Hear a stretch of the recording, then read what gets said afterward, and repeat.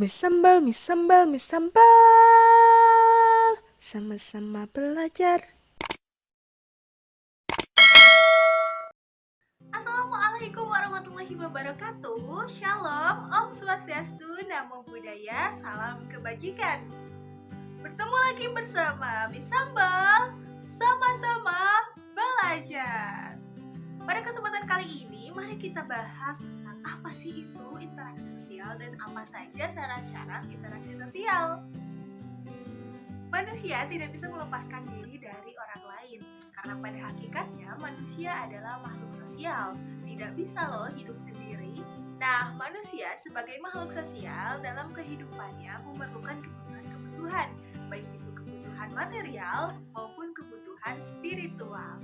Kebutuhan itu bersumber dari dorongan-dorongan alamiah diri manusia itu sendiri sejak lahir. Dalam memenuhi kebutuhannya, manusia pasti memerlukan orang lain. Maka sebab itulah tadi, manusia adalah makhluk sosial yang pasti membutuhkan orang lain. Ada tidak di sini yang tidak pernah berinteraksi sama manusia yang lainnya? Ada nggak? Coba kalau ada, komen di bawah ini ya. Dalam kehidupan bermasyarakat, manusia pasti bersosialisasi, berinteraksi dengan manusia yang lainnya. Apakah manusia tetap bisa memenuhi kebutuhannya meskipun ia hidup sendiri di muka bumi ini? Coba, ada yang tahu jawabannya? Kalau ada yang tahu, coba komen di bawah ya. Dalam kehidupan bermasyarakat, tentunya berkenaan dengan bagaimana sih manusia itu bersosialisasi juga berinteraksi dengan manusia yang lainnya. Tentunya interaksi di sini apakah sesuai dengan nilai dan norma yang berlaku di masyarakat atau tidak? Salah satu ciri manusia adalah selalu ingin berkumpul, selalu ingin bertemu dengan orang lain. Coba, ada nggak yang nggak mau deh, aku nggak mau kumpul-kumpul sama orang, aku nggak mau ketemu sama orang. Apakah bisa tetap dikatakan manusia? Coba yang tahu komen di bawah ini. Mari kita diskusi di kolom komentar ya. Salah satu ciri manusia adalah selalu ingin hidup dengan manusia yang lainnya. Coba teman-teman ingat, ketika teman-teman baru dilahirkan ke dunia ini, teman-teman sudah berinteraksi dengan ibunya, dengan ayahnya, atau dengan petugas medis misalkan. Kemudian ketika kalian beranjak besar, kalian mulai memiliki teman, kalian mulai mengenal tetangga, atau teman pun kalian beragam, ada teman sekolah, ada teman bermain, dan teman yang lainnya. Beranjak lebih besar lagi, ketika kalian sekolah, kalian bisa menemukan orang-orang baru, entah itu guru baru, teman yang baru, atau orang-orang baru lainnya.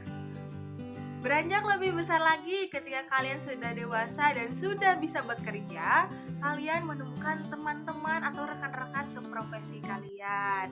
Kalian menemukan orang-orang baru yang membimbing kalian dan lain sebagainya. Itu sedikit contoh bahwa benar loh manusia itu tidak bisa hidup sendiri. Manusia pasti membutuhkan orang lain dan pasti tidak bisa terlepas dari orang lain.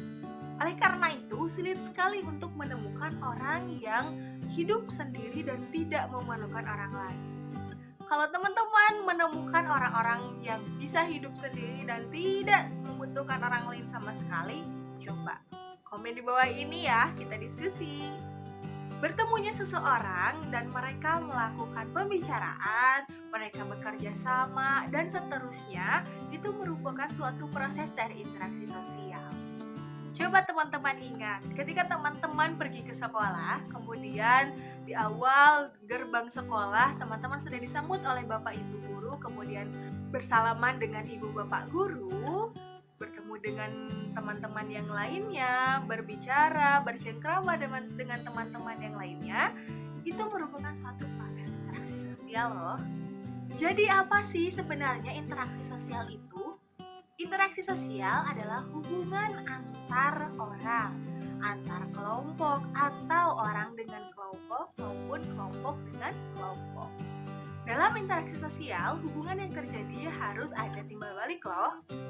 Nah, dalam proses interaksi sosial, satu sama lain harus saling merespon. Kalau enggak, ya itu mah ngobrol sama diri sendiri ya. Lalu selanjutnya, apa sih syarat-syarat terjadinya interaksi sosial? Proses interaksi sosial akan terjadi apabila pihak yang berinteraksi itu melakukan kontak sosial dan komunikasi sosial. Melalui kontak dan komunikasi sosial, seseorang akan memahami dan menafsirkan atas perilaku dan timbal balik yang diharapkan. Yang pertama, imitasi. Imitasi merupakan perilaku meniru. Namanya juga imitasi ya. Contohnya, ketika seorang anak melihat ibunya sedang memasak di dapur dan ia sendiri main masak-masakan karena sudah melihat ibunya sedang masak di dapur. Itu merupakan proses seorang anak yang meniru ibunya. Perlu diingat, tirulah perilaku-perilaku yang baik dan buanglah perilaku-perilaku yang buruk yang kalian lihat. Yang kedua, identifikasi. Identifikasi adalah perilaku yang lebih dalam dari imitasi. Biasanya, perilaku identifikasi ini seseorang yang ingin menyerupai orang lain. Biasanya, proses identifikasi ini ada pada seseorang yang mengidolakan orang lain. Teman-teman bisa lihat, sekarang sudah marak loh operasi plastik. Pastinya teman-teman sudah mengetahui atau pernah melihat ada beberapa kejadian bahwa seseorang rela loh untuk melakukan tindakan operasi agar lebih menyerupai orang lain atau sama persis dengan orang yang dia idolakan. Contohnya kayak gini. 3. Sugesti. Sugesti adalah pengaruh untuk menggerakkan hati orang lain. Contohnya ketika seorang pasien yang berobat ke dokter, pasien tersebut yakin akan sembuh karena sudah tersugesti oleh perkataan dari dokternya. Keempat, simpati. Simpati merupakan perasaan yang seolah-olah dia merasakan apa yang orang lain rasakan. Contohnya ketika seseorang yang sedang terkena musibah atau jangan jauh, contohnya ketika tetangga kita sedang terkena musibah. Nah, di situ kita merasakan kesedihan apa yang tetangga kita rasakan. Nah, itulah yang disebut dengan simpati. Kontak sosial dan komunikasi sosial merupakan syarat yang penting untuk terwujudnya interaksi sosial. Contohnya, kalau misalkan teman-teman ketemu sama bule nih yang berbicara bahasa Inggris dan teman-teman berbicara bahasa Indonesia, apakah obrolan kalian akan nyambung? Coba, sekali lagi, ketika teman-teman bertemu dengan orang asing atau biasa kita sebut bule kan ya. Nah, teman-teman melakukan perbincangan. Orang asing tersebut berbicara dengan bahasa Inggris dan kalian berbicara dengan bahasa Indonesia. Apakah itu akan nyambung? Nah, makanya ada syarat-syarat tertentu yang akan menjadikan sesuatu itu menjadi proses interaksi sosial. Karena tidak semua tindakan itu bisa terjalin interaksi sosial. Adapun syarat-syarat terjadinya interaksi sosial adalah: pertama, jumlah pelakunya itu harus lebih dari satu orang. Yalah, kalau misalkan sendiri kan tadi sudah kita bahas sebelumnya, itu namanya berbicara dengan diri sendiri. Yang kedua, harus adanya timbal balik atau di antara pihak-pihak tersebut harus saling merespon. Tadi sudah kita bahas juga sebelumnya ya. Yang ketiga, adanya komunikasi yang terjadi dengan simbol-simbol tertentu. Misalkan dengan senyum atau ketika teman-teman cemberut, tandanya apa ya? Atau ketika teman-teman berjabat tangan, artinya apa ya? Keempat, adanya tujuan yang ingin dicapai. Tentunya dalam suatu proses interaksi sosial ada tujuan yang ingin dicapai. Dalam proses interaksi sosial tentunya kita harus mengingat dengan siapa kita berinteraksi, di mana kita berinteraksi, dan bagaimana kita berinteraksi. Karena pada dasarnya dalam proses interaksi